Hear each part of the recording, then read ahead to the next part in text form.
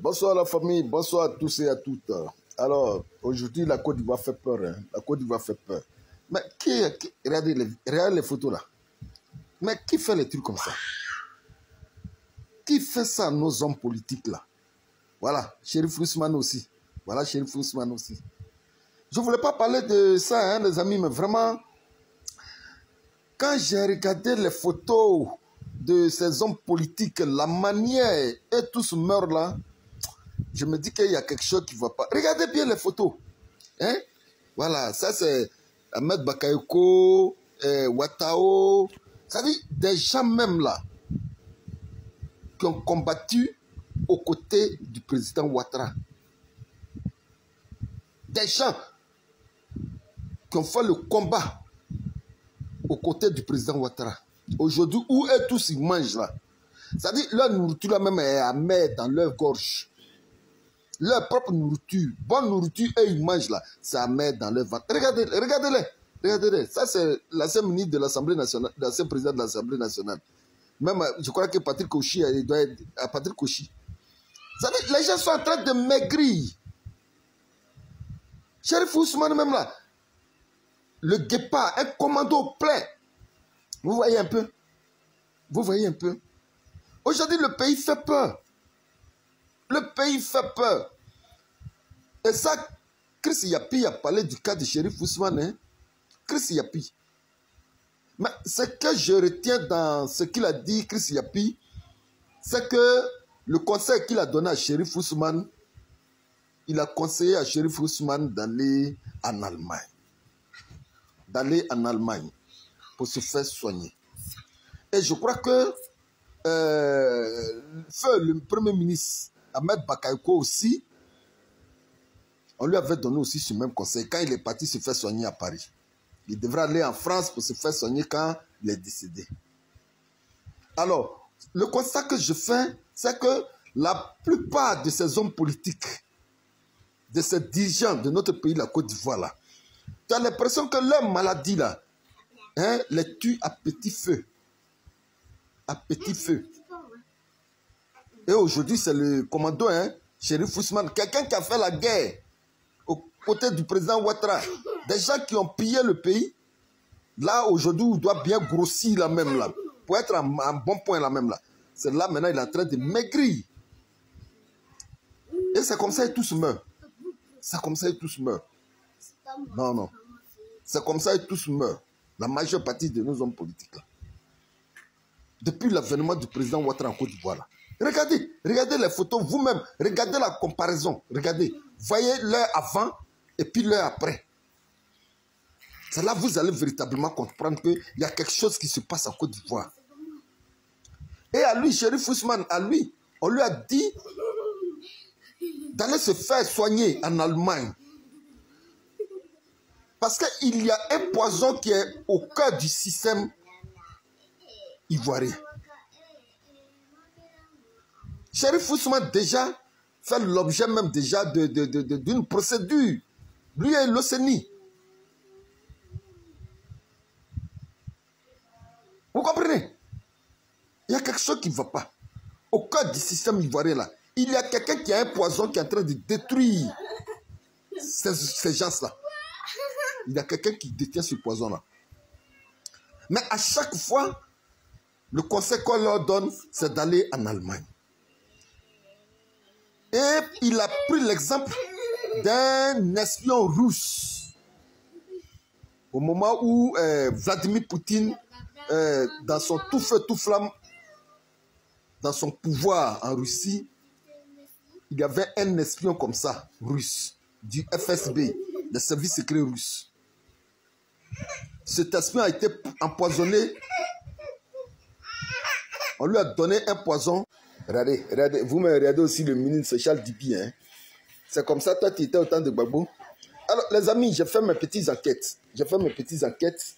Et comme Chris Yapi a parlé de, comment on appelle ça, de l'Allemagne, où ces responsables ivoiriens, ces dirigeants de la Côte d'Ivoire devraient aller se faire soigner. Il a parlé de Chérif Ousmane. Ils ont parlé aussi de feu le ministre Ahmed Bakayoko de Ouattao. Alors, j'ai fait ma petite enquête. Parce qu'il a évoqué le cas de, comment on appelle ça, de l'espion russe. Un espion des services secrets russes. Voilà. Ça dit, Poutine avait décidé d'exterminer un peu les opposants à ce moment-là. Et cet espion-là n'a pas voulu cela.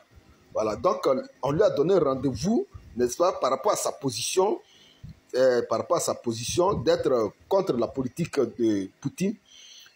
C'est, comment on appelle ça, on lui a donné rendez-vous, comment on appelle ça, dans un petit café, dans un restaurant du moins, et c'est dans le thé qu'on lui a mis, comment on appelle ça, cette substance-là. Je le dis parce qu'ils ont parlé aussi de cet espion russe-là. C'est-à-dire ils ont parlé de l'Allemagne et ils ont parlé de cet espion russe-là. Alors, j'ai fait ma petite enquête pour savoir véritablement de quoi est mort cet espion russe du FSB. Et dans ma petite enquête, il ressort que cet espion russe a été empoisonné.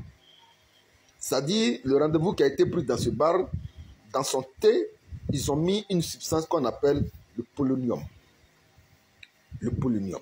Je crois bien que, j'espère que je prononce bien. Le polonium 210. Alors, c'est une substance radioactive. Une substance radioactive. Mais quand vous êtes empoisonné de cette substance, vous êtes comme anémié. Voilà. Vous êtes comme anémie. Vous n'avez pas plus de sang. Malgré comment on appelle ça, les soins qu'on va vous administrer, vous n'avez pas de sang. Vous connaissez comment un homme qui manque de sang même là, comment il se présente. Parce que quand je regarde tous ces visages de nos hommes politiques là, regardez comment ils sont là, regardez. C'est des hommes qui sont anémiés. Ils manquent de sang. Alors cette substance radioactive, c'est comme ça qu'elle agit. Voilà. À côté de ça, il y a d'autres, comment on appelle ça, d'autres effets même que vous allez ressentir. Mais allez-y taper le polonium. Je sais qu'il y en a de plusieurs qualités, hein, de polonium là. Il y en a de plusieurs qualités. Mais concernant ce soldat dont on a parlé, Chris Yapi, c'est le polonium 210. Et je crois bien au bout de 28 jours, il a été tué. Parce qu'au départ, les gens ne voyaient pas sa maladie. Et c'est quand ils ont poussé plus loin un peu ces recherches qu'ils ont vues dans son sang que véritablement, il avait une substance radioactive qu'on appelle le polonium 210. Alors, la question que je me pose aujourd'hui, en Côte d'Ivoire, qui a introduit cette substance en Côte d'Ivoire? Parce que j'ai appris aussi que Chérif Ousmane, que vous voyez là, il a déjà eu rendez-vous avec le ministre de la Défense, Téné Brahima.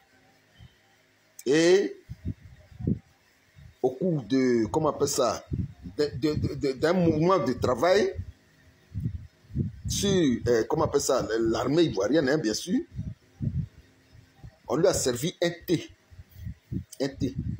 que lui, il a consommé. Mais au sortir de cela, il a su véritablement qu'il y a quelque chose qui n'allait pas dans son corps. Mais comme c'est des gens que les marabouts fatiguent beaucoup, c'est les gens que les marabouts blaguent beaucoup, ils n'attendent pas.